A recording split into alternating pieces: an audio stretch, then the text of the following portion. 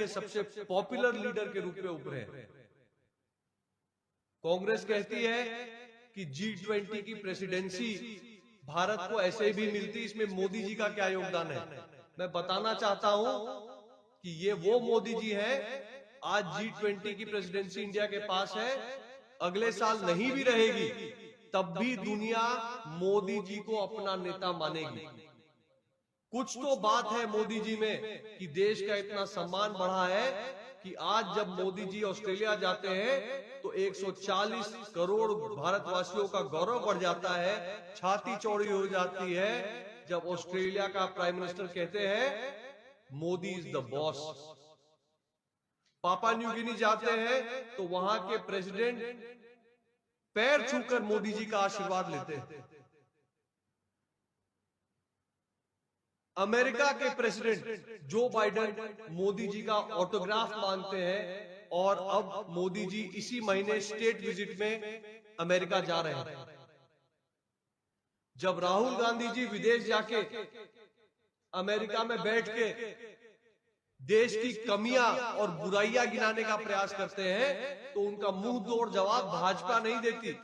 उनका मुंह तोड़ जवाब अमेरिका का व्हाइट हाउस देता है, जो कहता है कि इंडिया में कितनी वाइब्रेंट डेमोक्रेसी है, अगर देखना है तो दिल्ली जाके देख सकते हैं। अमेरिका हमारे तरफ से जो है देश दुनिया को संदेश दे रहा है, भारत के डेमोक्रेसी की क्षमता दिखा रहा है। और यही इंडिया फर्स्ट पॉलिसी है जिसको लेके मोदी जी ने भारत का परचम लहराया है। आप देखिए कि आज यूक्रेन और रशिया के बीच में युद्ध हो गया, तेल का दाम अरब देशों ने बहुत तेजी से बढ़ाया और मोदी जी ने निर्णय लिया कि हम रशिया से सस्ता तेल खरीदेंगे ताकि हमारे देशवासियों को समस्या न हो, और वो करके दिखाया। हमारे बच्चे जब इस अंतरराष्ट्रीय युद्ध में फंस गए थे, हमारे स्टूडेंट्स जो वहां पढ़ रहे थे रशिया और यूक्रेन में, जब वो फंस गए थे तो मोदी जी ही देश दुनिया के इकलौता नेता हैं जिनके एक फोन कॉल पे सीज फायर हुआ, युद्ध विराम हुआ, इंडिया का झंडा लेकर हम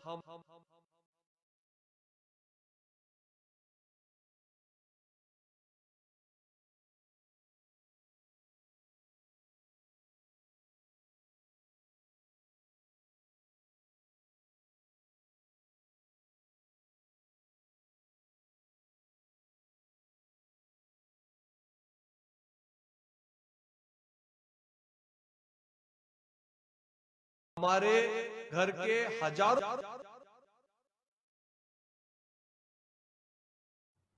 बाद 9 साल में राम मंदिर भी बन रहा है। लोग कहते थे इंडिया में वर्ल्ड क्लास इंफ्रास्ट्रक्चर नहीं बनता। इंडिया आज दुनिया की सबसे बड़ी इंफ्रास्ट्रक्चर इकोनॉमी के रूप से उभर रहा है, जहां पे हजारों किलोमीटर का roadways, highways, airport, port, railway connection और बाकी क्या क्या इंफ्रास्ट्रक्चर का काम तीव्र गति से हो रहा है। 370 के बारे में लोग कहते थे कि इंडिया कभी 370 हटा नहीं सकता, कोई सरकार में इतना दम नहीं है। मोदी सरकार है जिसने वो भी करके दिखाया और आज कश्मीर तीव्रता से डेवलपमेंट की ओर बढ़ रहा है। दोस्तों, नॉर्थ ईस्ट की अगर बात करें, विशेषकर त्रिपुरा की बात करें, तो त्रिपुरा में मोदी जी और Manik Saha ji, M+M, Modi plus Manik Saha is equal to महा डेवलपमेंट।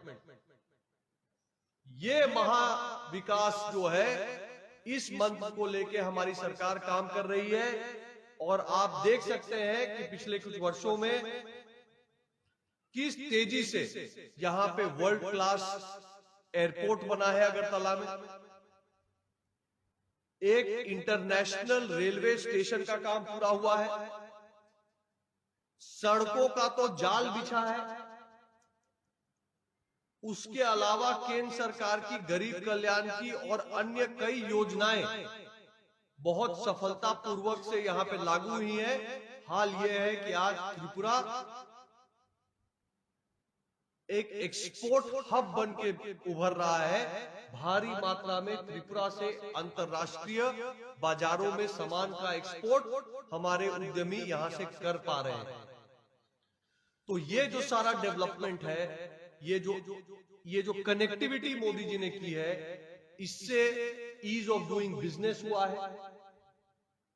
पहले सामान भारत में दिल्ली से, बंबई से, कलकत्ता से सामान त्रिपुरा में लाना कितना कठिन था, रेल हेड नहीं था। आज उस कनेक्टिविटी, उस एयरपोर्ट के वजह से टूरिस्ट भी आ रहा है और सामान भी रेल हेड और रोड से सरलता से पहुंच रहा है। तो इस प्रकार का बड़ा विकास मोदी जी के शासन में हो रहा है। इसी सेवा भाव से मोदी जी आगे भी देश की सेवा करेंगे और हमें पूरा विश्वास है कि देश और नॉर्थ ईस्ट के साथ त्रिपुरा का भी तेजी से डेवलपमेंट होता रहेगा। यही बातें थी। आपका धन्यवाद। प्रश्न अगर है तो हाँ, কারোর কিছু প্রশ্ন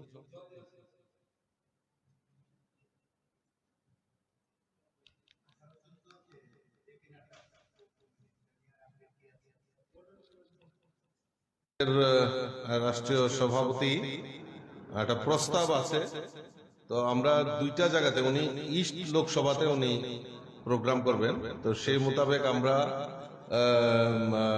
শান্তির বাজার অথবা কুয়াই, আমরা দুইটা জায়গাতেই আমরা টিম পাঠিয়েছি। আজকে কিছুক্ষণ পর আমাদের বৈঠক রয়েছে, সেখানে মাননীয় মুখ্যমন্ত্রী এবং ঋতুরাজ্যও থাকবেন, আমাদের মাননীয় রাজ্য বিধানসভার যারা মন্ত্রী সদস্যরা থাকবেন। আমরা তারা 1-2 দিনের মধ্যে প্রেস ব্রিফিং করে দেবো। ওনার টাইম টেবিল, কখন আসবে, কোথায় সভা হবে, সব পরিষ্কার করে আমরা প্রেস ব্রিফিং দেব। হ্যাঁ, মোটামুটি টেন্টেটিভ একটা ইয়ে আছে। হ্যাঁ, ফাইনালাইজেশন হয় না, উনি ইস্ট লোকসভা আসনে করবেন, এরকম একটা ইয়ে আছে।